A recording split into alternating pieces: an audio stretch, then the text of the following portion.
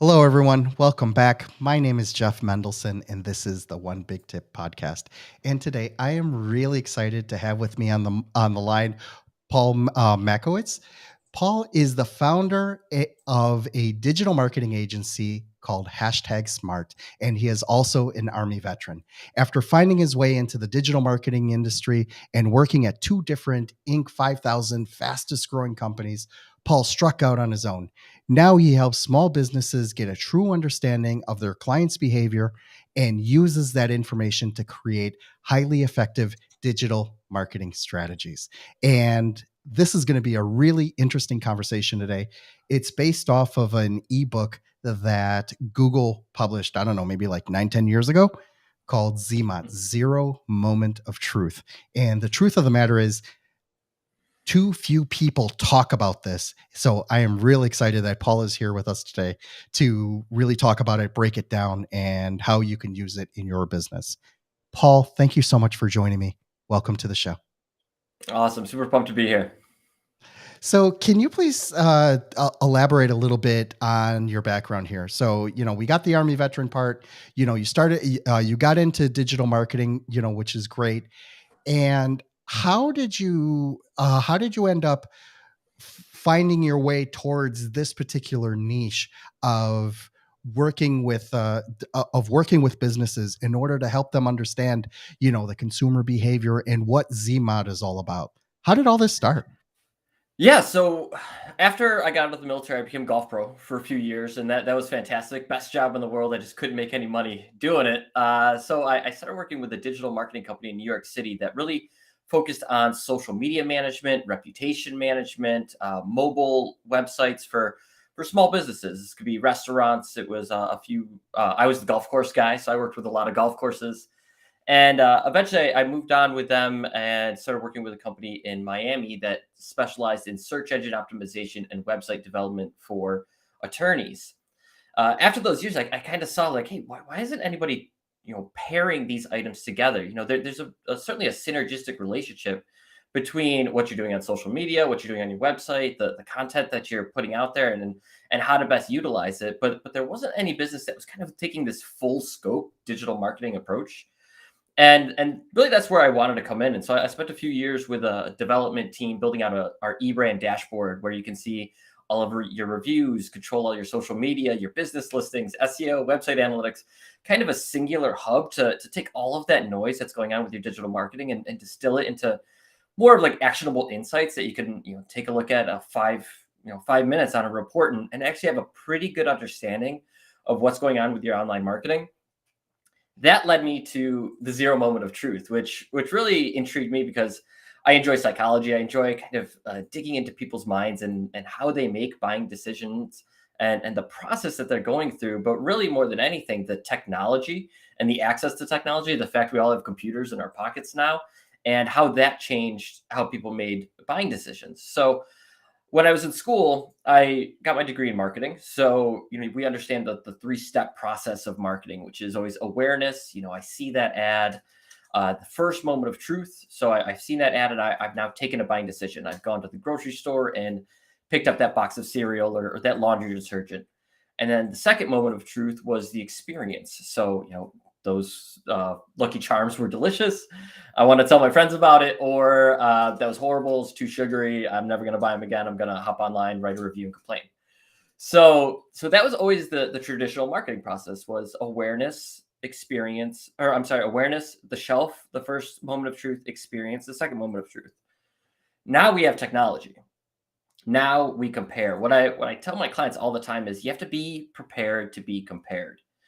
And what that means is if I hop on Google and I work with a lot of professional service businesses, so attorneys, doctors, chiropractors, kind of people that are making a singular decision on a big item in their life. You don't need an attorney all the time, and once you have one, you generally have one for life, or you at least have one for a while. So when someone is making that decision, they're really making a decision that they're going to be investing lots of money, lots of time, lots of effort, and building a relationship with someone. And so they're going to naturally do a lot of research in that situation. So if I just type, personal injury attorney Los Angeles, I'm going to see a whole laundry list of options. I'm going to see the ads, but we all know only about 20% of people click on ads. Maybe I'm feeling lazy that day. I'm going to see the maps. I want to find somebody that's close to me so that, I don't have to drive too far. LA traffic is horrible. So that's certainly a rationale out here. You could also maybe get down into the organics, and now we're getting into SEO and seeing who's appearing in the highest of that. I might even ask people on social media, hey, what's going on? Does anybody have an attorney that they would recommend to me? All these different aspects of this comparison step that we take every day, whether we're choosing the next Netflix movie we're going to watch or we're on Amazon buying something, we're just constantly bombarded with star ratings and reviews and social proof and all the reasons why we should make a decision for one product and service over another. And so with the zero moment of truth, it's really that step in between awareness and the shelf, the actual buying experience, first moment of truth, where I'm making this comparison step. And so so many businesses don't really take the time to think about, hey, what is that first impression that I'm leaving people on, say, my Google business listing or my Yelp page or even my social media pages? Like, have I updated my cover photo to point out some value propositions that I have right away? What is that emotional connection people are having in that first 10 seconds that they're seeing me, and they're comparing me to, these 10 other businesses that are right near me?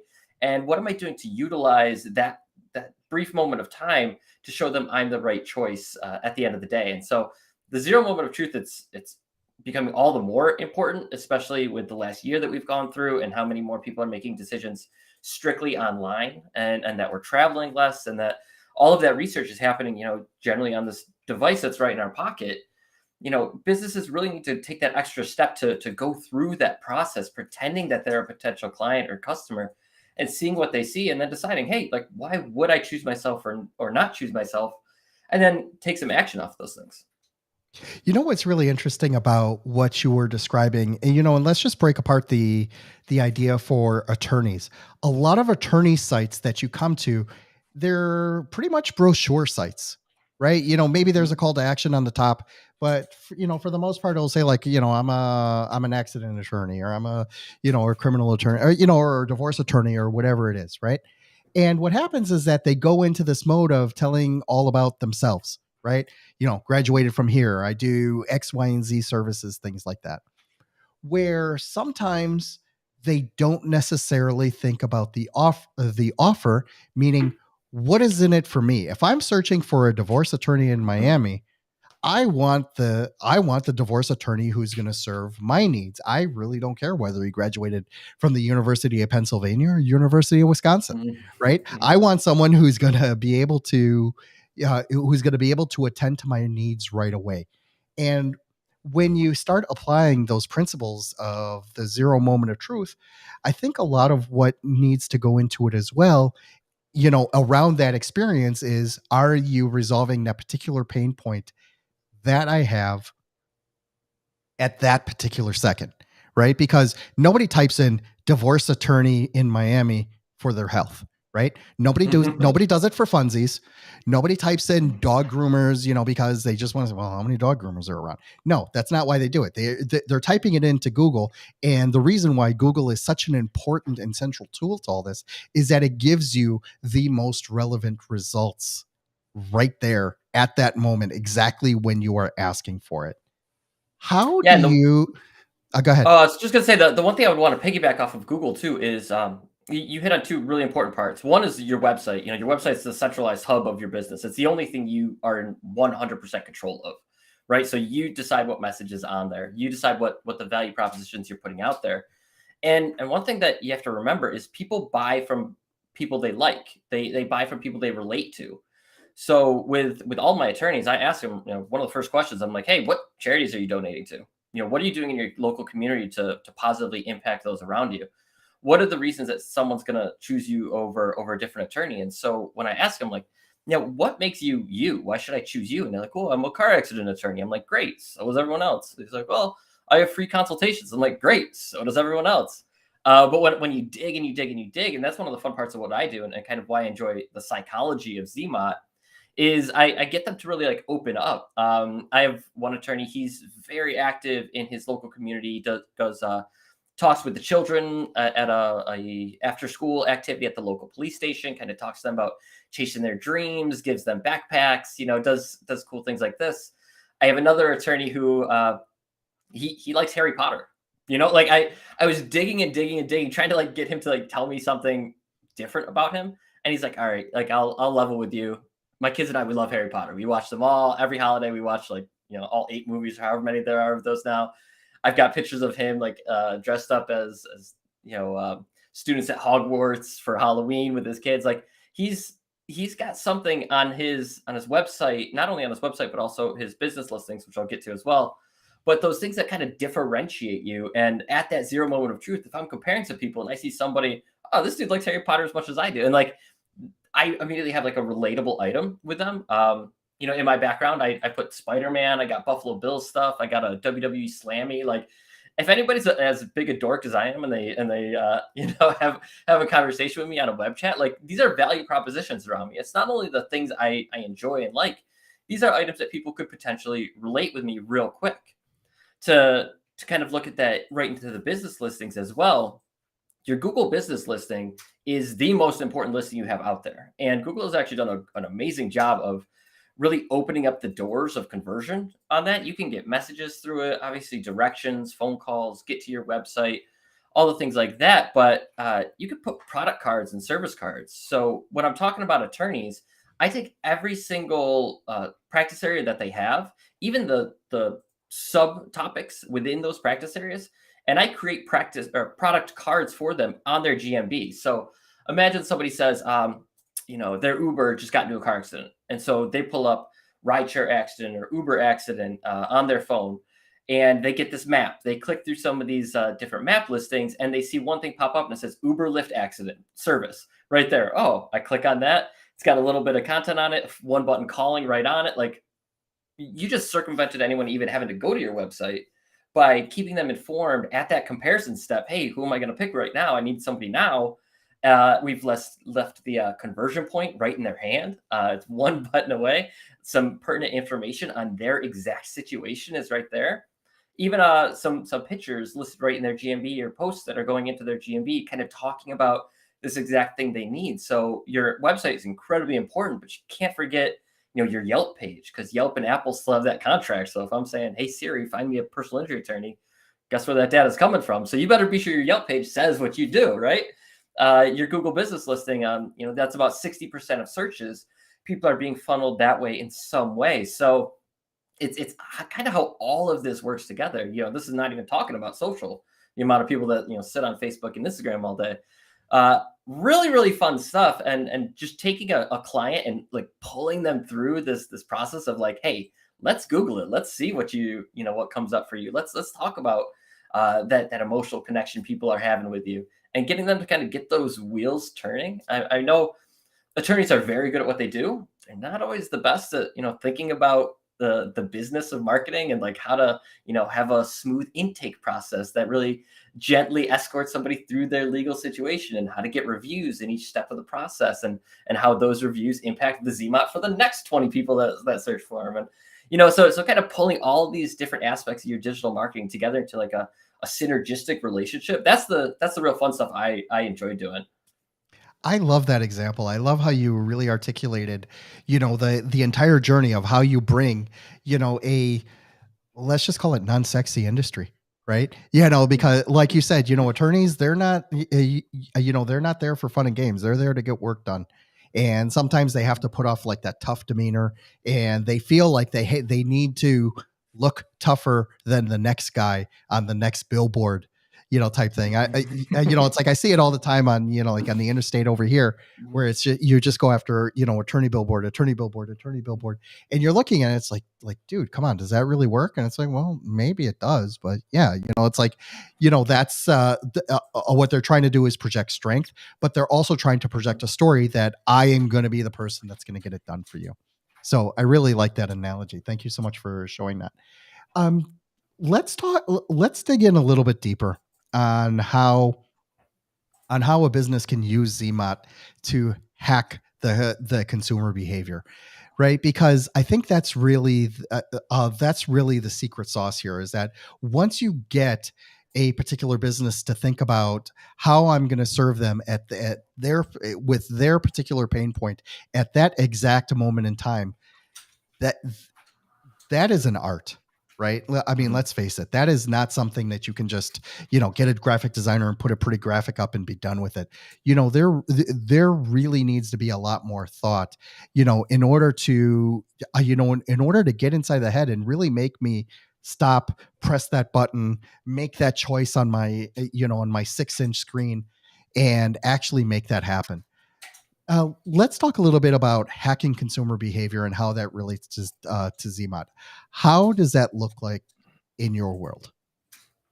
Yeah, the first thing I do is I go through the visual breakdown of what the imagery online is telling me about that law firm. So I have one fairly recent client that came to me and he's like, "Hey, you know what? I feel like I'm just not getting enough business online." I was like, "All right, cool. Let me come down to the office and we'll sit down. We'll chat about it."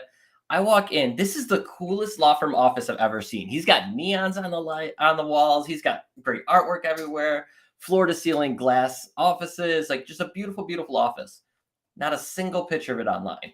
So he also has this great team. Everyone was super friendly. They're greeting me as I was just walking down the hall, and they didn't know me from anyone else. It was just a great atmosphere, and I could see why he had great reviews online, but he only had a few of them. So we actually sat down and kind of dug into the process. And the very first thing I told him, I was like, if you have a friend that does professional photography, or you need to hire somebody, there are so many bad pictures out there, and it really blows my mind too, because it's not like a huge financial investment. You can get a good photographer for less than $1,000. We also have some amazing tools right in our pockets here. I know my Samsung phone takes fantastic shots now, and I've used those. But just displaying, the interior, the exterior, the team, the experience that somebody's going to have when they choose to use your business. A lot of us digest that information visually, and so many attorneys, and I work with a lot of doctors too. They tend to think that text is everything. Oh, I got to say the right things online. I got to write the right things. But more than anything, we look at pictures and we make connections. We make pretty snap judgments on the imagery, and so I'm quite often blown away at how say how poor the visual presentation is around a business, because that's really the first impression that they're going to have on you. And then the next piece I always look at is eyeballs are really hard to get. That's why people spend so much money on PPC and on SEO. That's why we're always all working on our social media sites. So eyeballs are very difficult to get. But the other thing that really, I'll say this one aggravates me more than even annoys me, is the lack of consideration of conversion. You have my eyeballs, but how quickly can you turn my eyeball into an invoice? And if I'm getting to your website and it doesn't have one button calling, or even a form submission on like the top half of your homepage, you might lose me. Like if I got to scroll all the way to the bottom and you make me read through 50 things, I might have liked you in the first 10 seconds that I got to your site, and I'm ready to contact you. And if you're not delivering that option to me in a real quick, efficient way that I can quickly give you my business, now you're really not only failing me as a potential client, you're failing your business in not aggressively pursuing that conversion. Very similarly, the intake process, I talk a lot about that, even though that's not a marketing thing necessarily. But if I'm going to generate, 50 form submissions and 100 phone calls a month, I want to make sure that those are actually, doing something. And so that's another big part I talk to my clients about, which is like, okay, so when somebody calls, what do you say to them?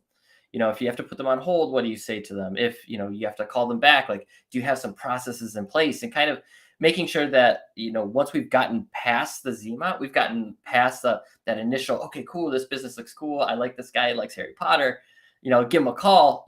Are we taking the proper steps to make sure that as they're going through this buying experience, they're really enjoying the process? Because me as a marketer, what I use that for is getting those people to leave positive feedback online, getting those people to leave reviews, or even if it's a star rating, those things are very important. And it's really it's a focus that's not paid enough attention to at all. And so I'm really excited about Zima coming out a little bit more. We're going to be updating Google's book with our own version here pretty soon, and I've also got some webinars coming out all about the different aspects of it, how to really optimize your GMB, how to optimize your Yelp, how to build out your social media into keep it spicy enough to keep people's attention, at least get a second stop on your page and a follow.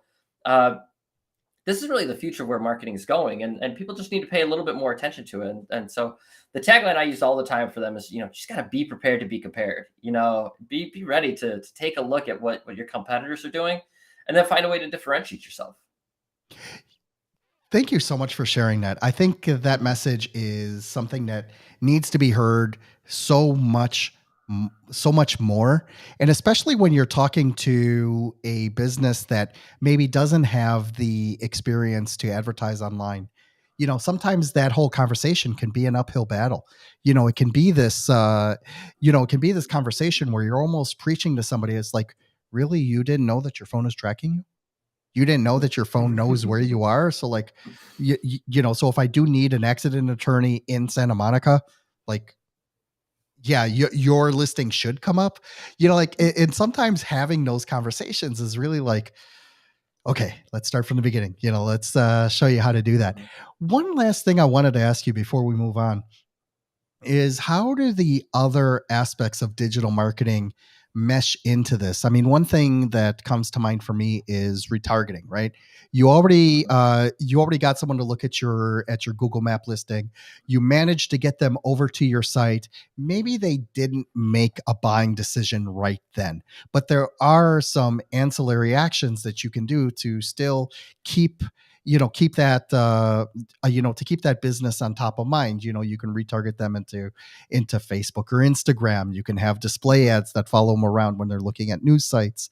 How do you help businesses explore those options as well? And even, do you think that they're necessary if they have perfected the ZMOT framework for their listings? They are 100% necessary. Uh, you never know why people are going to make a buying decision. To look at the Google business listing again, they have these awesome tags that you can put on there, like, we're a veteran owned company. I'm a military veteran. You can put on there that you're woman owned, Latino owned, Black owned companies. You want to have some sort of attributes about your business that differentiates you from all the other ones. So then when your retargeting comes in and they see that face again, I like to do something that's not just bland. Hey, we're the law firm, you were on our site. Like, I'll put something up there like, hey, remember me? Like, or did you still need help? Like, those things just key in their mind, something a little bit different. I think differentiation it's sorely lacked in the legal field, certainly, but I think in general, we tend to just want to follow the herd, right? Everybody's saying, oh, you got to do PPC, you got to do this, you got to do that, and we follow the herd and we think, oh, that's the right thing. Podcasting, I think, is an amazing kind of divergence from that path. It's, people tend to buy from my company because they know that we care. They know that I'm going to sit there and talk with them for 30-40 minutes about strategizing before I even sent them a proposal, and they could take that information and do what they want to do with it, before I've even made any money. And the reason I'm doing that is because I enjoy doing it, and I want to make sure that they understand that I'm not expecting you to care about our services until you know that we care about you as a business and you as an individual, and that that kindness and relational transactions. I think that's all. It's going to be becoming more and more important. I think we're becoming less necessarily like price conscious, and we're becoming more emotionally conscious. People like community, and we're kind of stuck in this world right now where everything is national, national, national, and I push a lot of like buy local, and I think maybe that's just part of me and my upbringing, but I also think that that's going to be making a pretty big comeback. And so finding ways to be involved in your local community and not just being like, oh, I'm the big billboard guy and things like that. Finding those ways to differentiate yourself and say like, hey, like, not only am I in your local community, but I like the same things that you like. Uh, and then utilizing that into your display advertising or your PPC advertising. I do a lot of geotagged, so geofenced ads, where we kind of find a place that we think, might have a high potential of possible clients at. And by showing them a geotagged ad, so what that means is, so say I walk into a building, my phone gets tagged.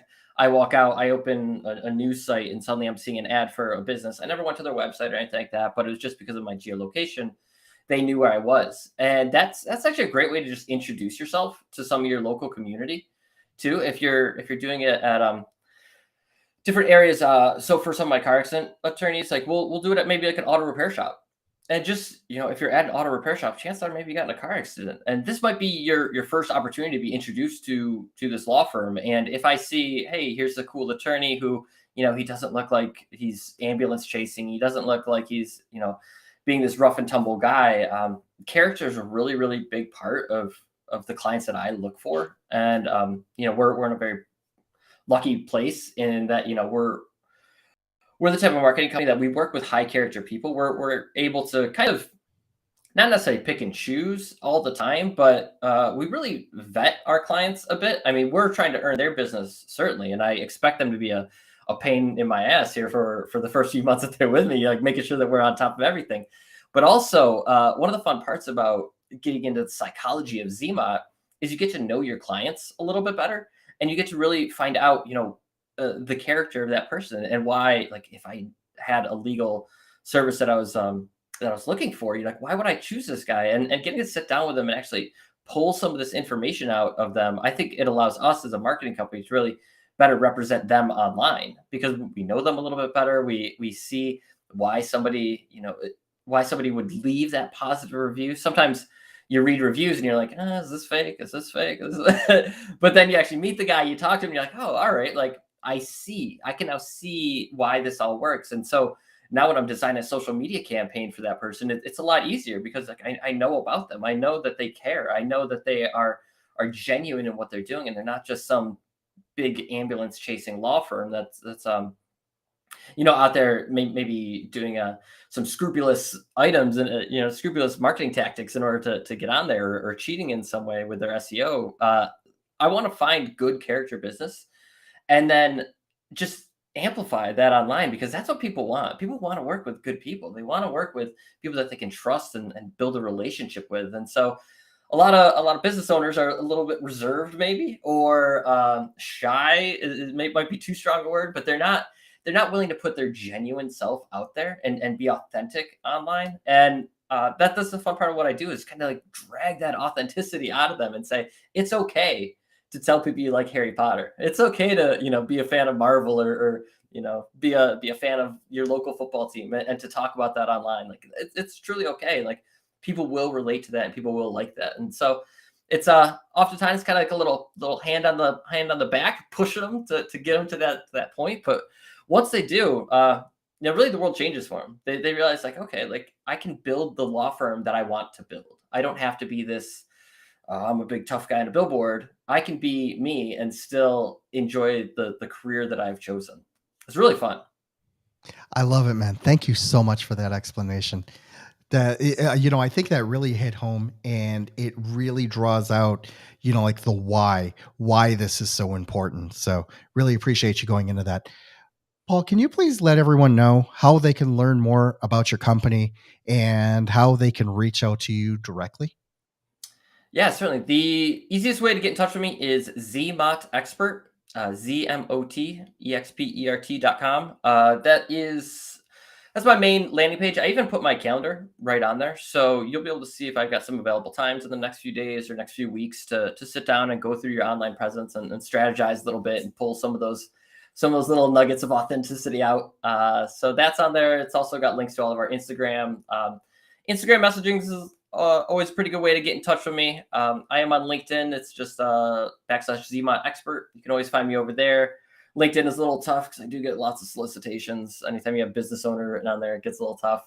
So I'd say the best two ways are ZMOTExpert.com and hit me up on Instagram. I love it. I really appreciate you taking the time to speak with the audience today. It's been a really great discussion. And I think that, just talking about ZMOT in general, more people need to get this religion, right? Because it is, it is so eloquent in how it was articulated by Google about 10 years ago in their first ebook about it. And finally being able to speak to an expert who can actually implement that and put it into practice is just great. So I think everyone needs to get religion on it. Thank you for joining me on the call today.